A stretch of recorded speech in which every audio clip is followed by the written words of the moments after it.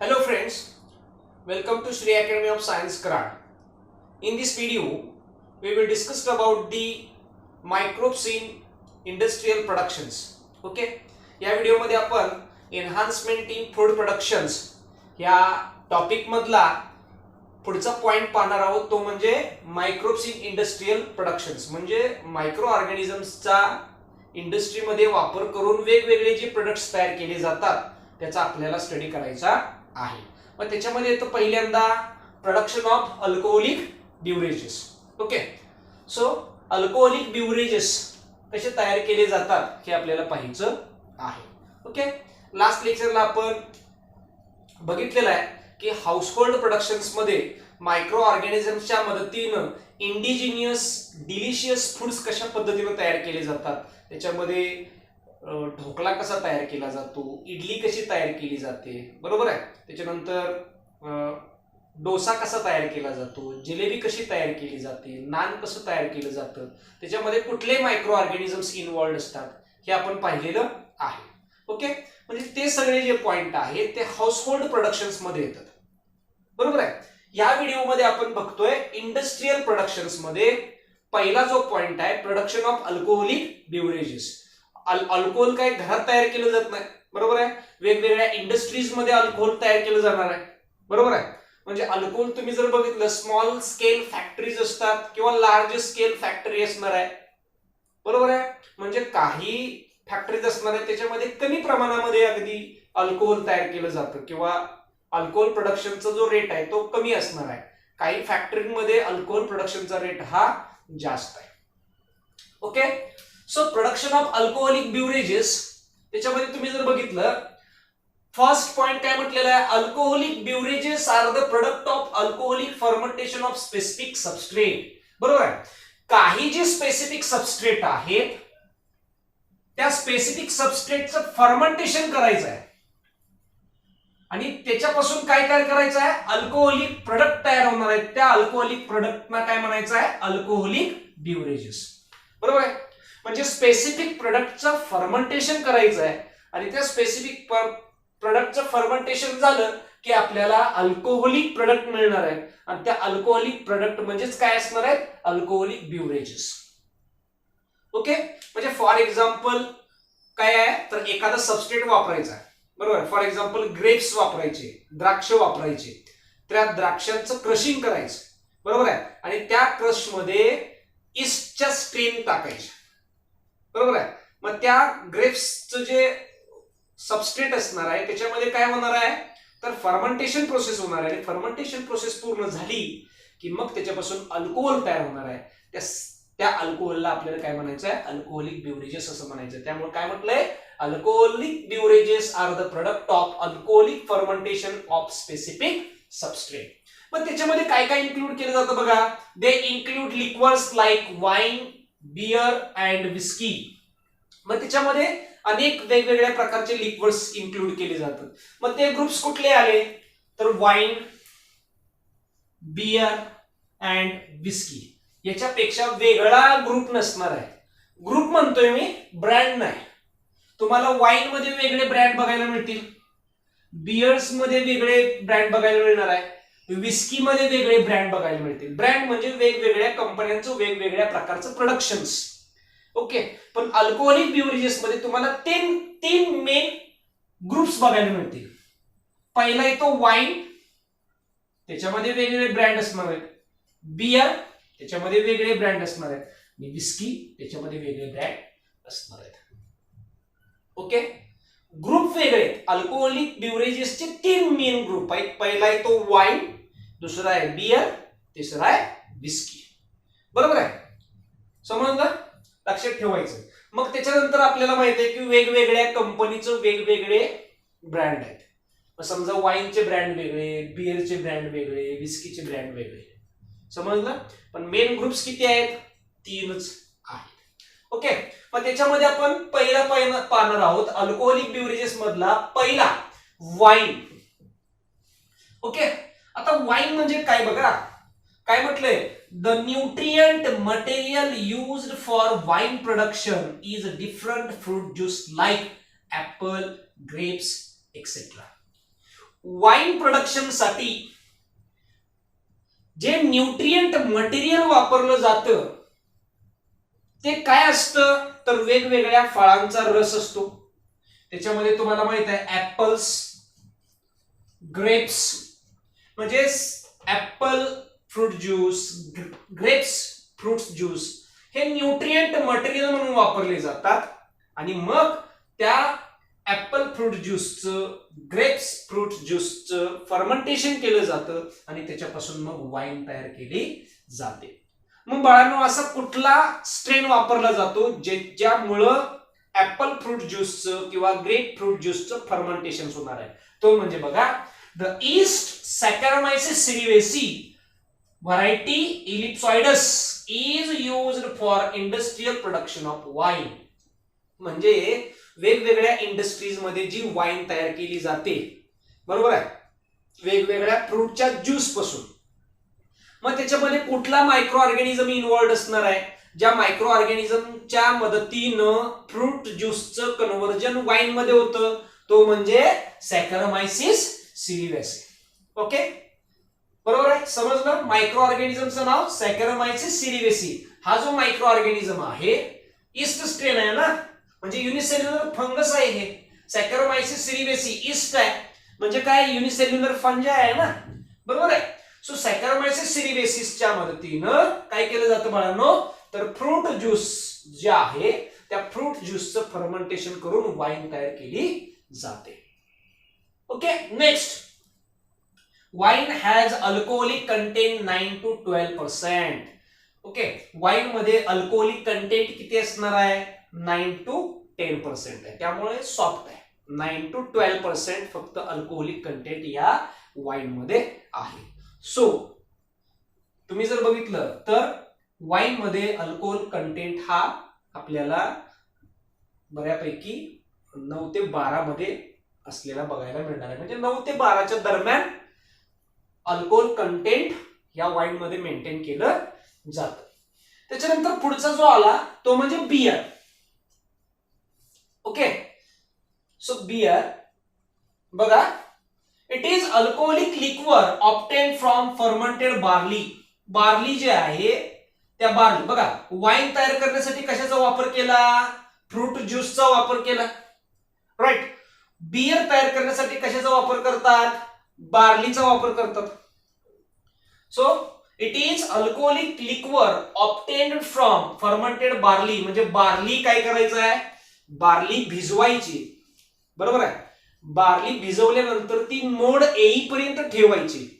एकदा का मोड आले की ती पुन्हा ड्राय करायची, बरोबर आहे. ड्राय केल्यानंतर काय असणार आहे तर जेवढे त्या बार्ली मधले पोषक द्रव्य आहेत ते त्या मोड मध्ये उतरतात आणि आपण ड्राय करणार आहे ना. ड्राय केल्यानंतर त्याचं काय करायचं? नंतर मॅशिंग करायचं आहे. मॅशिंग म्हणजे काय करायचं आहे तर ती एकत्र एका जार मध्ये घ्यायचं आणि त्याचं क्रशिंग करायचं, बरोबर आहे. त्याची क्रीम तयार करायची, ते सगळं ते क्रश करून त्या क्रीम तयार करायची, बरोबर आहे. त्या क्रीमचं पुन्हा काय करायचं आहे? फर्मेंटेशन करायचं आहे, म्हणजे मॅशिंग मध्ये येणार आहे.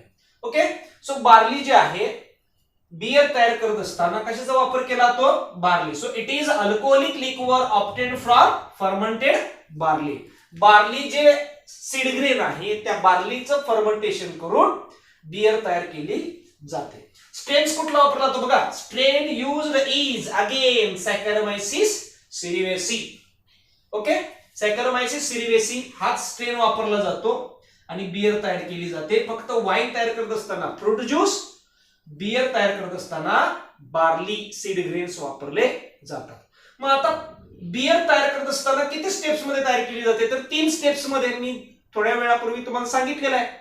Okay, so steps involved in the production of beer. त्याच्यामध्ये first is the malting, second one is the mashing and third one is the fermentation. म्हणजे या 3 टप्प्यांमध्ये बियर तयार केली जाते. पहिला जो टप्पा आहे तो माल्टिंग, दुसरा आहे तो मॅशिंग आणि तिसरा आहे तो फर्मेंटेशन. ओके, म्हणून म्हटलेलं आहे steps involved in the production of beer is first malting, second mashing and third one is the fermentation. मग आता या 3 स्टेप्स आपण टप्प्याने बघणार आहोत. बघा, the first step of beer production is the malting. Malting मध्ये काय केलं जातं बघा, बार्ली जी आहे ती बार्ली भिजवली जाते, बरोबर आहे. बार्ली भिजवल्यानंतर तिला मोड आणले जातात. मोड आणले की ती मोड आलेली बार्ली जी आहे ती ड्राय करायला ठेवायची. संपूर्ण माल्टिंग मध्ये समजलं. बार्ली भिजवायची, तिला मोड येऊन द्यायचे, मोड आले की ते ड्राय करत ठेवायचे, बरोबर आहे. म्हणजे एखाद्या सीडला मोड आले की त्याचं काय असणार आहे, पौष्टिकता वाढते, त्याच्यामधले न्यूट्रिएंट मीडियम वाढतात ना, त्याच पद्धतीने आहे. समजलं. माल्टिंग मध्ये बार्ली भिजवायची, भिजत ठेवल्यानंतर तिला मोड येतात, मोड आले की ती वाळवत ठेवायचे, त्याला काय म्हणायचं, माल्टिंग. बघा, so malting controlled germination of cereals followed by drying grains convert into malt. बरोबर आहे. म्हणजे त्याचं कंट्रोल्ड जर्मिनेशन करायचं आहे, बरोबर आहे. जर्मिनेशन मध्ये काय येणार आहे, मोड येणार आहेत. जर्मिनेशन म्हणजे काय येणार आहेत, मोड येणार आहेत. बार्ली भिजवायची, मोड येईपर्यंत ठेवायची, स्पेसिफिक मोड येईपर्यंत ठेवायचं, बरोबर आहे. अगदीच भिजवत ठेवायचं, नंतर 2-3 10-12 दिवस झाले परत झाडच तयार होईल त्याचं, बरोबर आहे. प्लिम्युलाने रॅडिकल्स येतील, इतकं ठेवायचं नाही. फक्त एक ठराविक, जसं मटकीला मोड येतात ना त्या पद्धतीनं ही बार्ली भिजत ठेवायची आहे. ओके. बार्लीच्या ऐवजी मग तुम्हाला वेगवेगळे या ठिकाणी ज्वार, व्हीट हे सुद्धा बघायला मिळेल. ओके. पण मोस्टली बियर साठी बार्ली वापरली जाते. मग माल्टिंग मध्ये तुम्हाला सांगितलेलं आहे, बार्ली भिजत ठेवायची, मोड येईपर्यंत, आणि मोड आले की वाळवायची. मग तेच म्हटलंय, controlled germination of cereals followed by drying grains to convert into malt. Okay. म्हणजे बार्ली भिजवत ठेवली आणि भिजवत ठेवल्यानंतर ती वाळवली की काय असणार आहे, बार्ली भिजवल्यानंतर मोड येणार आहेत ना, मग त्या बार्लीचे पोषक घटक हे वाढणार आहे. Second step is the mashing. Mashing मध्ये काय आहे, तर मोड आलेली जी बार्ली जिला आपण वाळवलेला आहे ती काय करायचं आहे, हॉट वॉटर मध्ये, गरम पाण्यामध्ये टाकायचं आणि तिचं क्रशिंग करायचं आहे. ओके. क्रशिंग करायचं. सो त्याला म्हणायचं mashing. So malted cereals are crushed and mixed with hot water to form a mixture called liquor. बरोबर आहे. सो जी माल्टेड ग्रेन्स आहेत किंवा माल्टेड सिरियल्स आहेत ते काय करायचे, क्रश्ड करायचे, बरोबर आहे. आणि क्रश्ड करून ते हॉट वॉटर मध्ये मिक्स करायचे आणि ते जे मिक्सचर तयार होईल त्याला म्हणायचं लिक्वर. समजलं. And last step is the fermentation. Fermentation मध्ये काय असणार आहे, स्ट्रेन टाकायचं ईस्टचा, ओके, आणि कुजवत ठेवायचं, कुजवत. समजतंय का. मराठीमध्ये फर्मेंटेशन म्हणजे कुजवणी. जेवढं जास्त कुजवली जाते तेवढी चांगली दारू तयार होणार आहे. So fermentation, liquid nutrient medium and tanks are sterilized and after cooling it is incubated with the strain of yeast. It is kept. बघा इथपर्यंत लक्षात ठेवा. आता इंडस्ट्रीज मध्ये आपण काय तयार करतो, बियर तयार करतोय ना, त्यामुळे काय छोटं भांड असेल का, नाही, टँक असणार आहेत, मोठमोठे टँक असणार आहेत. मग मॅशिंग नंतर काय केलंय, तर जे तयार केलेले प्रोडक्ट आहेत ते लवकर खराब होऊ नयेत, बरोबर आहे. त्याचा जो कालावधी दिलेला आहे त्या कालावधीमध्ये ती मेंटेन राहावी, याच्यासाठी काय केलं जातं, तर मॅशिंग झाल्यानंतर फर्मेंटेशन प्रोसेसच्या आधी जे मोठे टँक आहेत ते टँक काय केले जातात, वॉश केले जातात आणि स्टरीलाइज केले जातात, बरोबर आहे. स्टरीलाइज केल्यामुळे जे मायक्रो ऑर्गॅनिझम्स आहेत, जे नको असलेले मायक्रो ऑर्गॅनिझम्स आहेत त्या टँक मधले, ते मरतात. मेल्यानंतर पुन्हा काय, स्टरीलायझेशन केल्यानंतर काय केलं जातं, तर मॅशिंग मधलं जे लिक्वर आहे, मॅशिंग मधलं लिक्वर त्या फर्मेंटर टँक मध्ये ओतलं जातं, बरोबर आहे, किंवा पाईपच्या मदतीनं आणलं जातं आणि ते लिक्वर त्याच्यामध्ये आलं की त्या लिक्वरला थंड केलं जातं. कारण इकडं मॅशिंग मध्ये हॉट वॉटर मध्ये होतं ना, फर्मेंटेशन मध्ये आलं, फर्मेंटर टँक मध्ये आलं की ते कूल केलं जातं, थंड केलं जातं. थंड केल्यानंतर त्याच्यामध्ये ईस्टची स्ट्रेन मिक्स केली जाते आणि ईस्टची स्ट्रेन मिक्स केल्यानंतर ते जे लिक्वर आहे ते ठराविक पिरियडसाठी कुजवत ठेवलं जातं, फर्मेंटेशन साठी ठेवलं जातं, बरोबर आहे. म्हणजे आपण म्हणतो ना, कुजल्यानंतर जेवढा जास्त उग्र वास येईल तेवढी या ठिकाणी बियर ही चांगली बनणार आहे. ओके, बघा नंतर काय केलं जातं बघा, it is kept for few days, ते तसंच ठेवलं जातं, कुजवत ठेवलं जातं, फर्मेंटेशन साठी तसंच ठेवलं जातं. फर्मेंटेशन कंप्लीट झालं की काय केलं जातं, देन इट इज क्लिअरिफाय म्हणजे काय केलं जातं तर गाळलं जातं, त्याचं फिल्ट्रेशन केलं जातं. बरोबर आहे. मग त्याच्यामधल्या ज्या डेब्रीज आहेत, बार्लीच्या डेब्रीज, त्या काय केल्या जातात, रिमूव्ह केल्या जातात. राईट. आणि ते फक्त जे प्युअर लिक्वर तेच बाजूला काढलं जातं. जो सेडिमेंट आहे तो तसाच ठेवला जातो आणि प्युअर लिक्वर बाजूला काढलं जातं, म्हणजे क्लिअरिफाय केलं जातं. कार्बॉक्सिलेटेड, त्याच्यामध्ये कार्बन हा ऍड केला जातो, म्हणजे जसं आपण स्प्राईट, थम्सअप बरोबर आहे ना, ते कार्बॉक्सिलेटेड केलं जातं. कारण बाटली जर शेक केली आणि टोपण जर काढलं तर कसं ते बाहेर येतं, तसं कार्बॉक्सिलेटेड केलं जातं. त्याच्यामध्ये कार्बन ऍड केला जातो. पहिली गोष्ट म्हणजे काय असणार आहे, कार्बॉक्सिलेटेड केल्यानंतर त्याचा जो स्पॅन आहे तो वाढणार आहे. बरोबर आहे. म्हणजे एक्सपायरी डेट ही जवळ राहणार नाही, ती मोठी होणार आहे. ओके. फिल्ड इन बॉटल्स, कार्बॉक्सिलेटेड म्हणजे for long duration, storage for long duration साठी. बरोबर आहे. लॉंग ड्युरेशन आपण स्टोर करू शकतो. देन फिल्ड इन बॉटल्स, ते जे लिक्वर आहे ते क्लिअरिफाय केल्यानंतर, कार्बॉक्सिलेशन त्याच्यामध्ये केल्यानंतर, कार्बन ऍड केल्यानंतर ते बॉटल्स मध्ये भरायचं आहे. बरोबर आहे. आणि बाटल्यांमध्ये भरून त्याचं पॅकिंग करायचं आहे. वेगवेगळं ज्या कंपनीचं आहे त्या कंपनीचं लेबलिंग केलं जातं आणि मग ते मार्केटमध्ये विकलं जातं. समजलं. या 3 स्टेप्स मध्ये बियर प्रोडक्शन केलं जातं. पहिली स्टेप्स माल्टिंग, दुसरी स्टेप्स मॅशिंग, तिसरी स्टेप्स फर्मेंटेशन. अगदी सोप्या भाषेमध्ये मराठीमध्ये तुम्हाला सांगितलेलं आहे. इंग्लिशमध्ये तर इथे लिहिलेलंच आहे, पण मराठीमध्ये तुम्हाला मी सांगितलेलं आहे जेणेकरून तुम्हाला इझी समजणार आहे. ओके. आता 3 स्टेप्स झाल्या. तिसरी मुख्य स्टेप्स, मेन स्टेप्स बियरची. Both wine and beer are produced without distillation. अगदी महत्वाचं स्टेटमेंट आहे किंवा सेंटेन्स आहे सीईटी साठी, नीट साठी नाही. Okay. So both wine and beers are produced without distillation. सोपं स्टेटमेंट आहे, त्यामुळे सीईटीला विचारतात. अगदीच जर क्वेश्चन पेपर नीटचं सोपं असेल तर तुम्हाला याच्यावरती सुद्धा प्रश्न विचारला जाईल. ओके. मग तुम्ही जर बघितलं, both wine and beer are produced without distillation.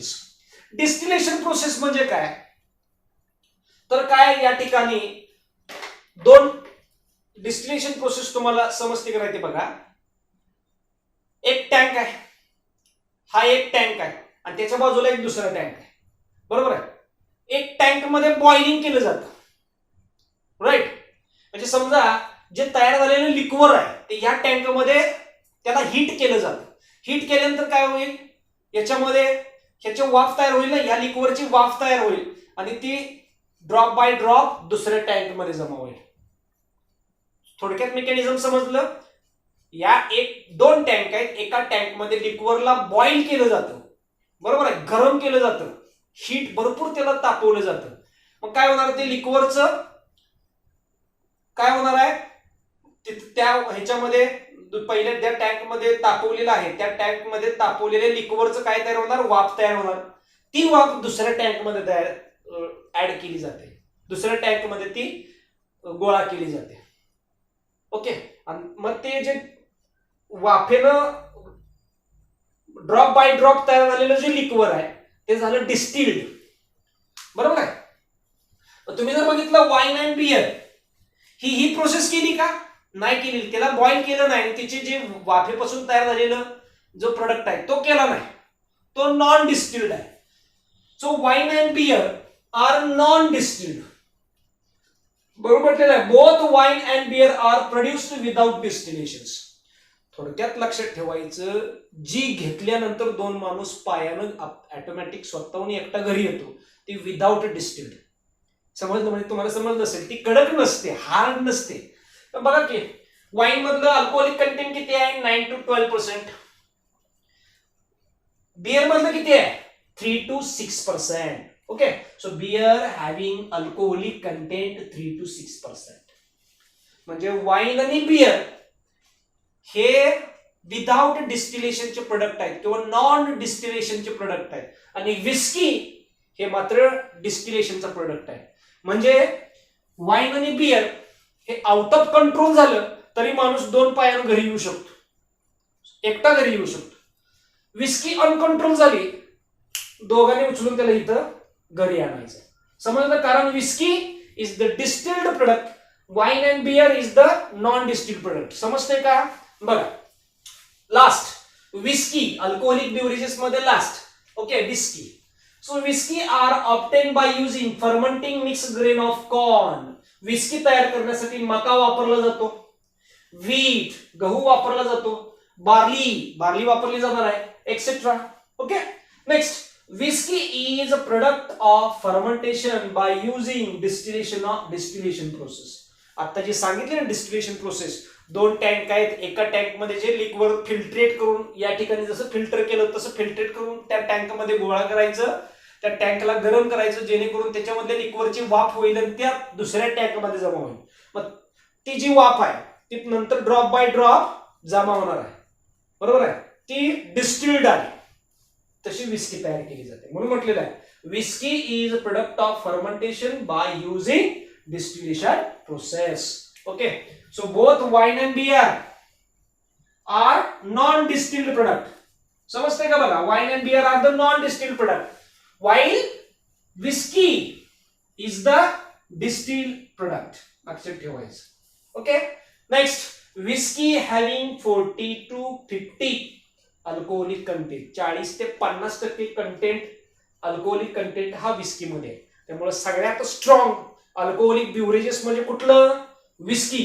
त्याच्यानंतर कुठलं आलं? वाईन. आणि सगळ्यात सॉफ्ट म्हणजे कुठलं? बियर.